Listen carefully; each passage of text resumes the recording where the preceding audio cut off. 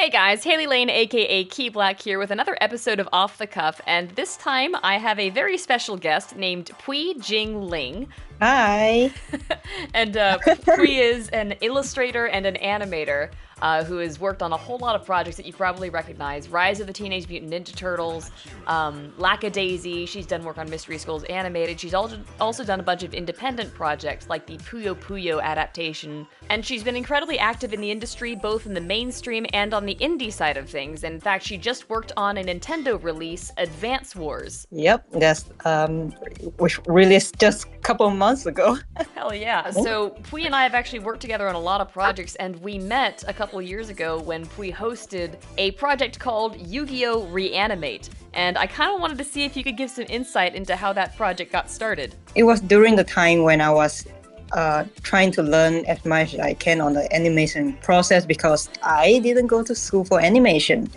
I'm pretty much self-taught. It's also during the time when there's a bunch of Re-Animate projects popping around, like the Akira, Dragon Ball Re-Animate, Sailor Moon Re-Animate, and I thought this could be a very good chance for me to give that a shot and learn whatever process from there. And I did. I decided to choose episode 2 of Toei YuGiOh Anime series because I felt that not a lot of people realize the existence of the season 0 of YuGiOh, which is actually not entirely about card game.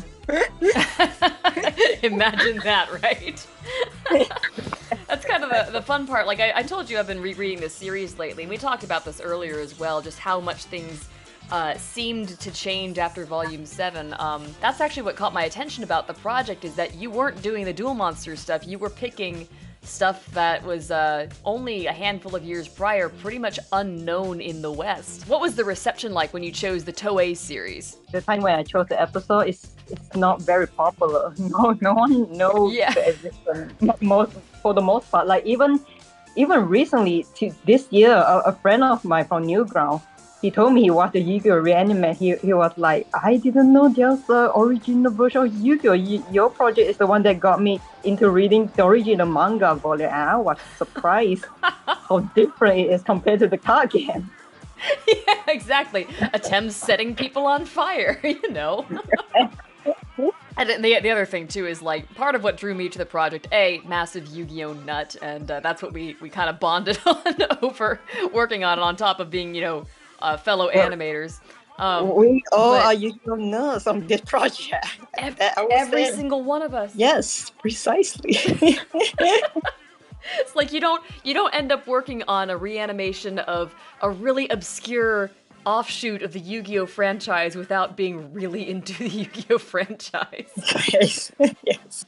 Well, that was one of my other favorite things, is that not only had you picked a Season 0 episode, you picked one of my personal favorite episodes. I'm an incorrigible Revolution shipper from back in the day, so I like all Anzu and Atem interactions. The reason why I chose episode 2 is because it's such a good balance of comedy and violence, and also it's a good standalone of showing what Yu-Gi-Oh is entirely about. That's why I chose it. So I have to ask then, you did everything from project management to reaching out to all the other animators to animating on it yourself. What was your favorite part of working on the project? It's definitely reaching out to people, meeting new people, and making new friends. That's also the reason why I really love Yu-Gi-Oh, because Yu-Gi-Oh have a prominent thing on friendship, and I'm basically just like Yugimoto, who was just a little timid child trying to make friends but good at video game, that kind of stuff. and when I host the project, that's where I felt like everyone is in this together. We are all passionate about the same thing, and from there I find that it's very easy for me to connect and make new friends. Even I still have a couple of great friends I still connect with till today, after so many years. That's an interesting point, actually, about how a lot of the people on the project, I imagine, kind of grew up with Yu-Gi-Oh! In a variety of ways. Because for me, it was like Season 0 was sort of something that I discovered in, middle school. It wasn't the thing that I had first been introduced to.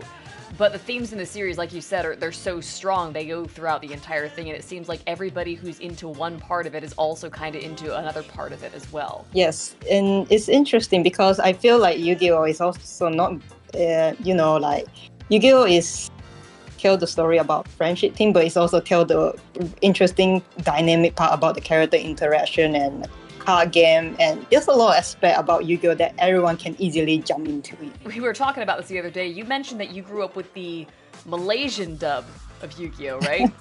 Yes, quite a whiplash because I was just a 10 years old little girl who was just turning on the TV and just and then I found that wow, Yugi have two sides of him. Wow, it's so violent. Wow, I'm so bored of this. I really want to learn more about this character. And then I remember I visit a friend during Chinese New Year where he collects some Yu-Gi-Oh manga volume, and I really like holy cow, this series is very dark. And nothing like the card game I saw on TV. And eventually, when I on YouTube around 2007, that's where someone was uploading 3 parts of anime series of the Yu-Gi-Oh! Season 0. Yes. And that's how I discovered it. The same. I bet it was the same channel because it was like the guy who was going through the series bit by bit. He didn't have all the episodes ready, but he was working on it. I think it's the same person. It was so long ago, but I believe it's the same person. Yep. Yeah, I remember there were 2 sets of subtitles. There was one that was like, you know, a more direct translation, but had some issues with it, and it was like these yellow subtitles that spanned the entire screen. And then there were the properly formatted, the white ones, but they had mistranslations all over the place. Like, take your pick. Yep. You know, it's actually kind of funny too, because for a long time it was really hard to find the versions of the episodes that did not have subtitles on them.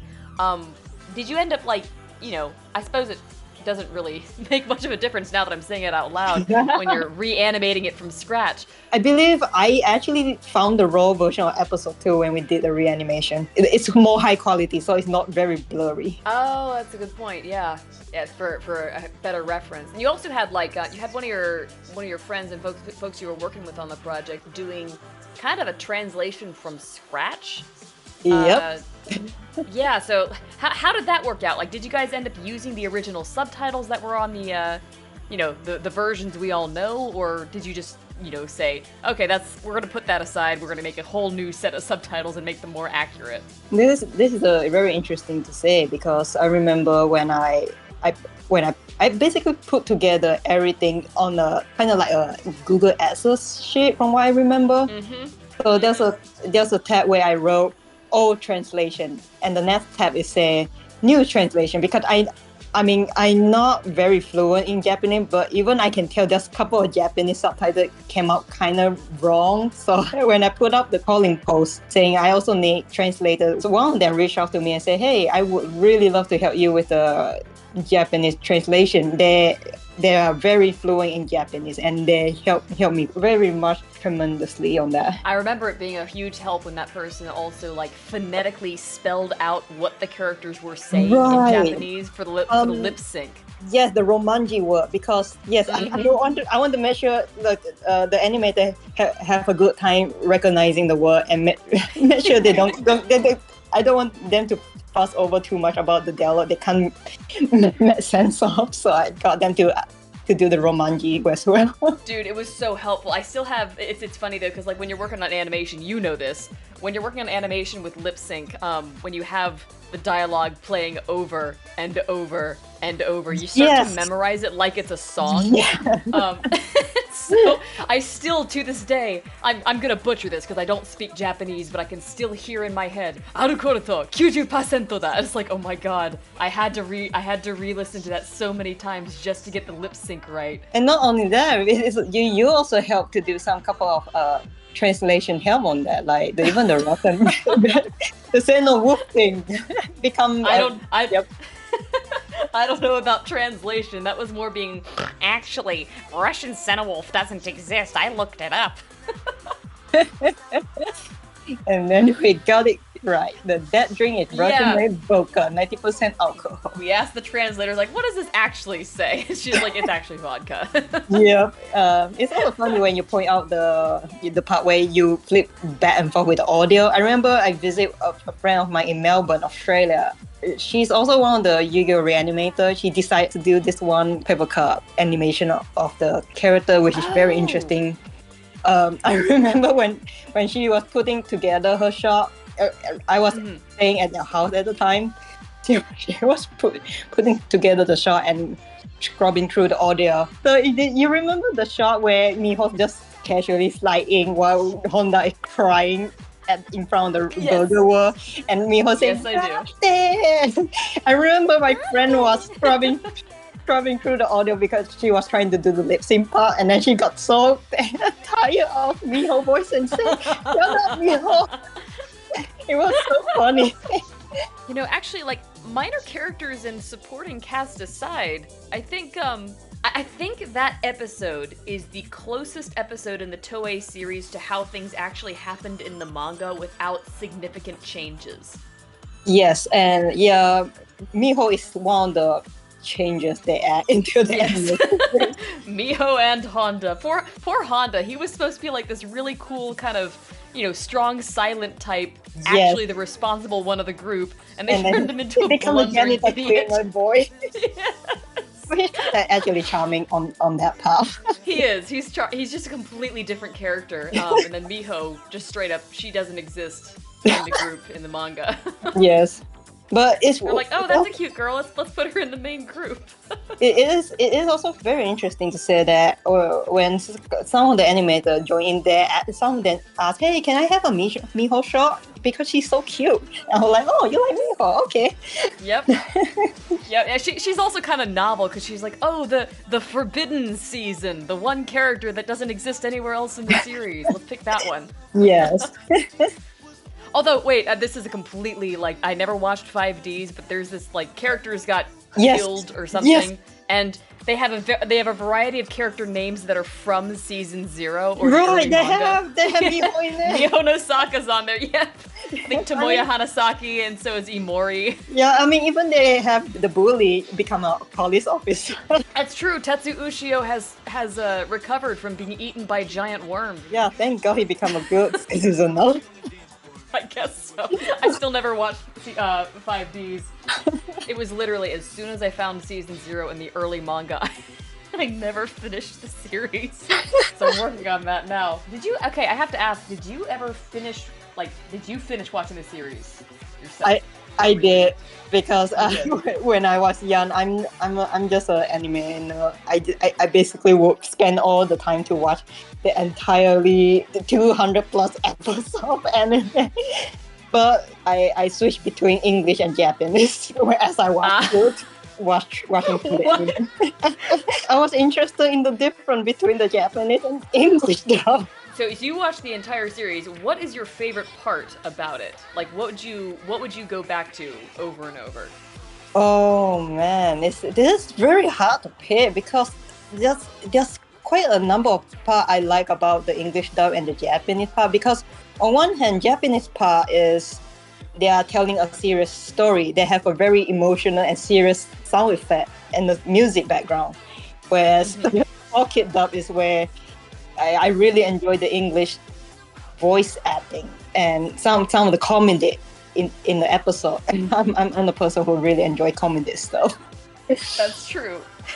Joey, I don't think we should cook the candy bars. Back off. I know what I'm doing. God, I grew up like listening to. I had the English box set of the Duelist Kingdom art. Oh my and I must have gosh. watched those episodes so many times. Like, for the longest time, that was what I kept coming back to. It's like what you just said about the English dub. Is like it's not accurate by any stretch. I do remember one funny part about the Duelist Kingdom folk kid dub where the gang is, taking a boat, heading to Pegasus Island, and suddenly there's this whole music flashback, the cheesy music flashback in Pocket Bush.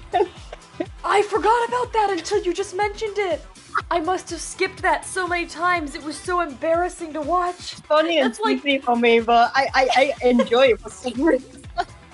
What makes it so good is it's maybe 4 episodes into the show, so there's not a whole lot you can montage with, but they did it anyways. You know what? That would make a hell of a Re-Animate project. Not one of the original episodes, but like if you took a 4Kids episode and we're like, we're gonna pick the stupidest one. We're gonna pick the one that has the worst montages. Do not give me. I'm giving myself ideas. There's another one I can think of, and it's when Yugi and Joey duel. before Yugi goes on to fight Pegasus. And it's the duel that never happens in the manga because it doesn't need to. Yes, but I do enjoy that part in the anime. No matter what. Oh my god. That would actually be hilarious. Is like getting that will be on like let's make ourselves a music video in the middle of the episode. Man, now that you mention it, you kind of make me want to do the second part of YuGiOh ReAnimate that's focused on the Duelist Kingdom, because it's not only just that, like even the part where they have invincible gun is super hilarious. Yes, just invisible guns. This would be a real parody, and that's kind of the thing too. Is the original Re-Animate project. The episode has, comedy elements to it, of course, but it is also actually telling a story. Yeah. And then with the Re-Animate project, we all really like the original, but when we're all doing different styles and stuff, it's really easy to throw in jokes, and it's kind of a nice way to be like, taking the piss out of it and just having fun with it. Yeah. So, like, we ended up with a pretty significant parody. Yes. It would be fun to start with what's basically a parody already and just push it further. That's why I also have another idea where we can choose one episode from the abridged series, which is already a parody. Oh my god! What episode would you pick? This is very hard pick because I do enjoy a lot of the abridged series. Yeah.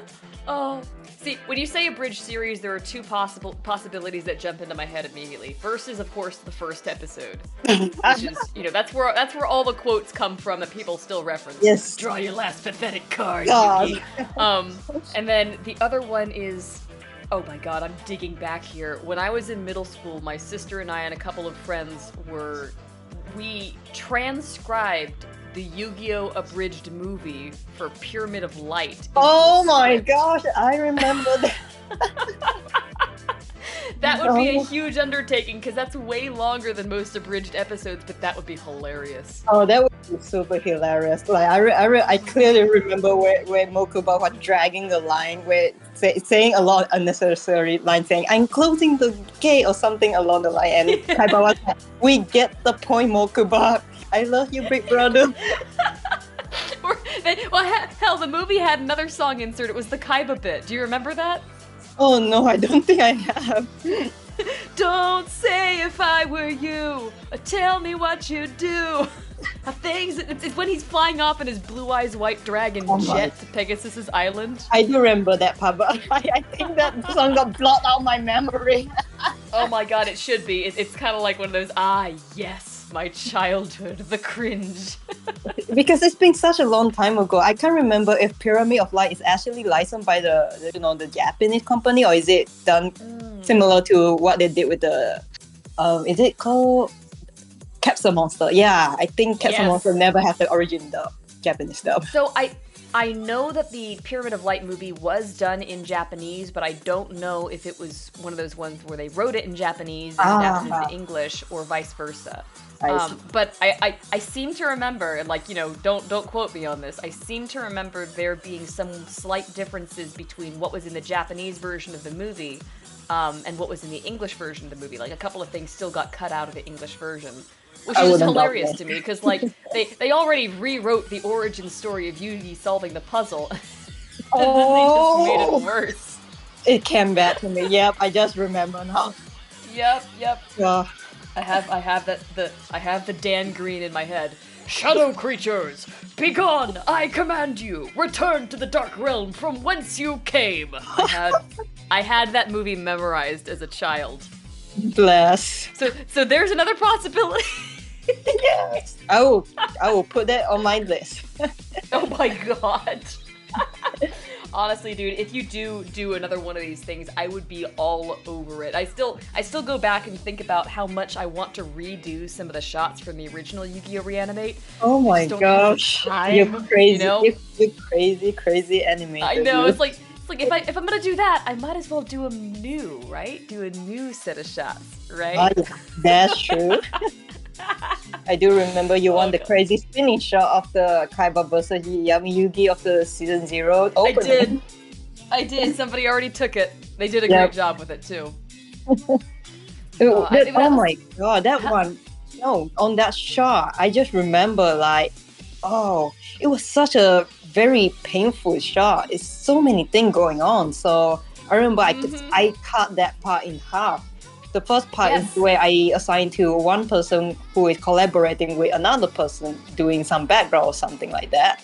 And the last part is where one of the rough animators say, hey, I finished doing the rough animation of this character, but I do not have the time to continue.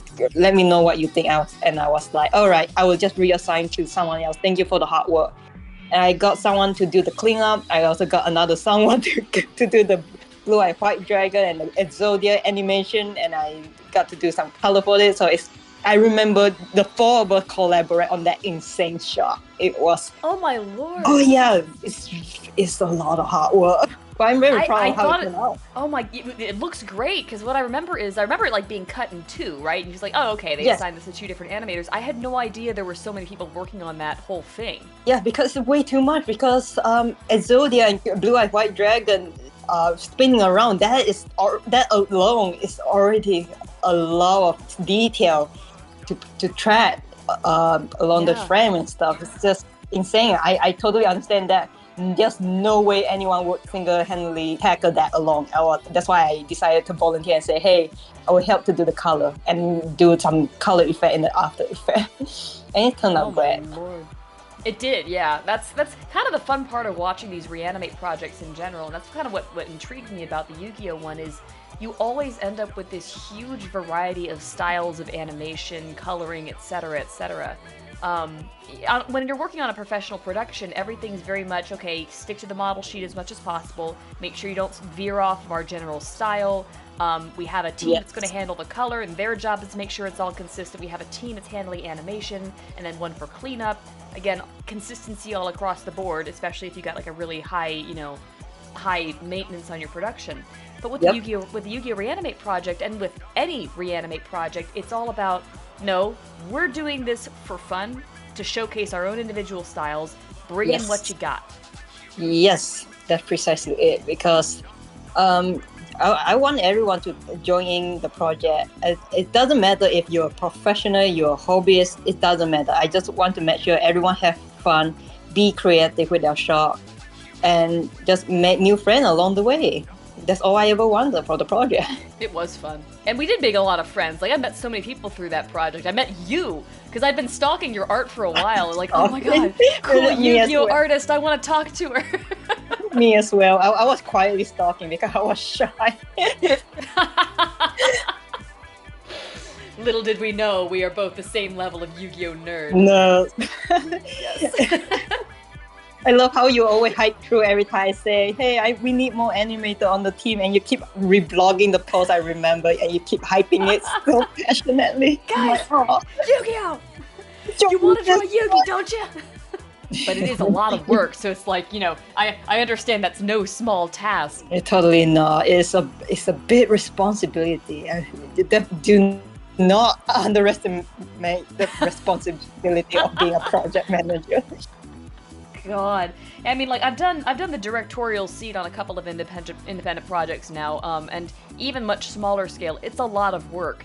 I've worked as a supervisor in the industry too. Even that's a lot of work. I cannot imagine how much you had on your plate when what did you say? More than 200 people signed up for this? Yes, more than 200 people. That's precisely, which is insane now that I think about it, because back in even 2017, I was working full time in a job where I did some graphic design, and the moment I came back home, I need to work freelance at night. The moment I came back home, freelance at night for a DreamWorks YouTube cartoon, and in between, I'm basically like just arrange everything I can with the YuGiOh ReAnimate myself, which is I know it's insane thinking back. That's insane. I had no idea. You were literally working 3 full-time jobs, Phui. I can't help it. I just love the project. I really want to see it coming to fruition. And not to mention, every time I see people sharing their shot, their progress, I get so motivated and happy. And I was like, yes, I want to keep working on this. Because, not to mention, at the time, I was very stressed with my full-time job. I was actually not very happy at the time, but those that project bring me a lot of happiness, more than I can ever imagine. Like, this is kind of echoing my own experience with this sort of thing. Obviously, I've not done anything nearly to the degree and scale of a YuGiOh ReAnimate project, but when you're super busy with one thing and all of your energy is being taken up by that one thing, it always seems to be that's when you get inspired to do all the other things that you now don't have time for, but you make time for it because it's like, no, this matters. I like this thing. I care about it.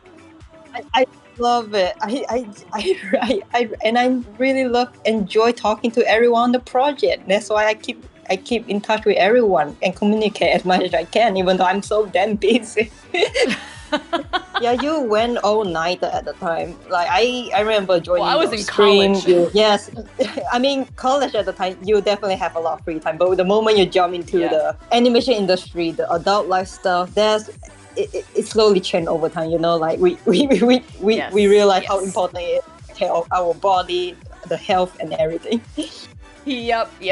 Yeah, so like that's kind of the fun thing too with these Re-Animate projects is the only people who are doing them are the ones who are like, but I want to spend more time doing this thing that I love than I'm already doing. Yeah. You get a lot of really cool passion in it that way. Yeah, because honestly, when I start out on, start posting my artwork online, I actually started as a hobbyist, so I very much relate from there. I basically grew from a hobbyist to a professional.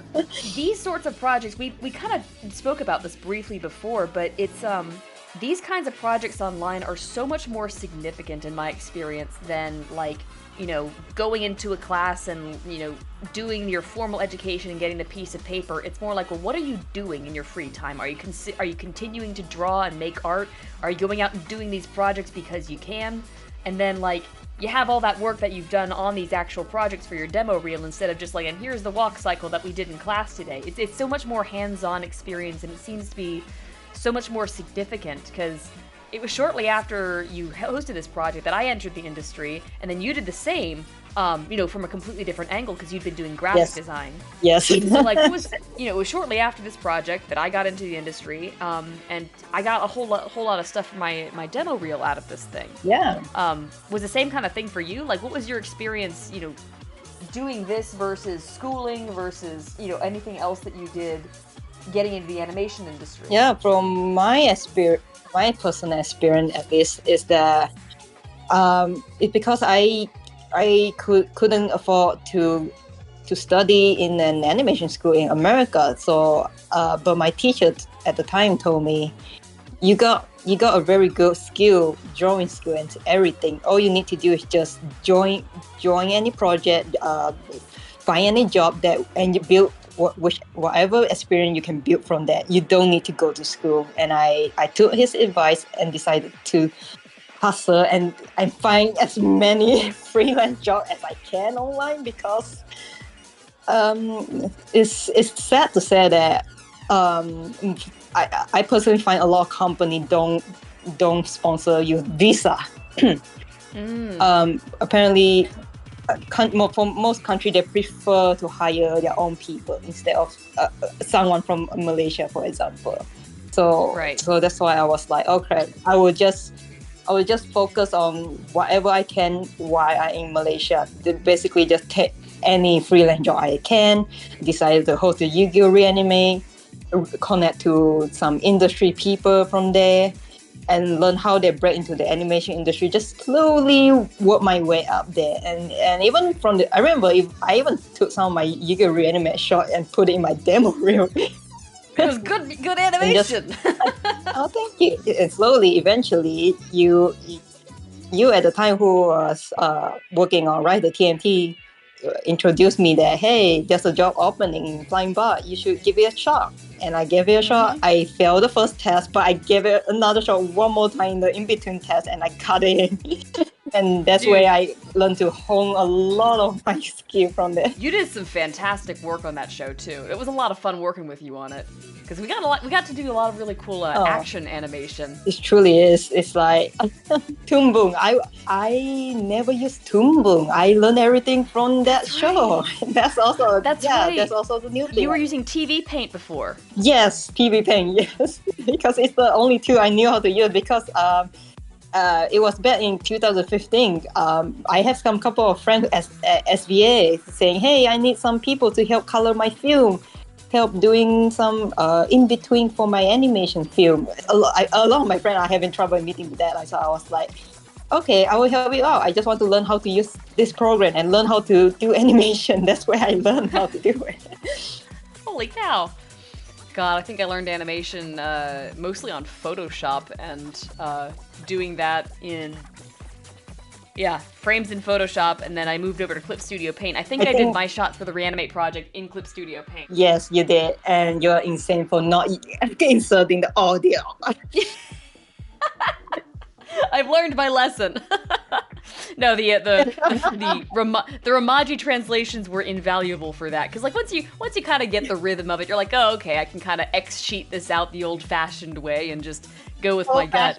But it's so much easier to use Toon Boom now. Yes, God, Toon Boom is a big lifesaver now that I got into it. Dude, Phui, thank you so much for chatting with me about this. This has been a lot of fun, and I really missed kind of talking and thinking about this particular project, because it seemed like a whole lot of stuff started from here. It truly is. Even I got my job all thanks to YuGiOh. We all love the YuGiOh project. We do. We thank you, Kazuki Takahashi. Rest in peace, you legend. Bless. Thank you for creating such a beautiful manga. Amen. Well, guys, thanks so much for listening and for watching. Phui, thank you so much for joining for this. It was a lot of fun reminiscing about the YuGiOh ReAnimate project. And guys, I will see you in the next episode. Bye!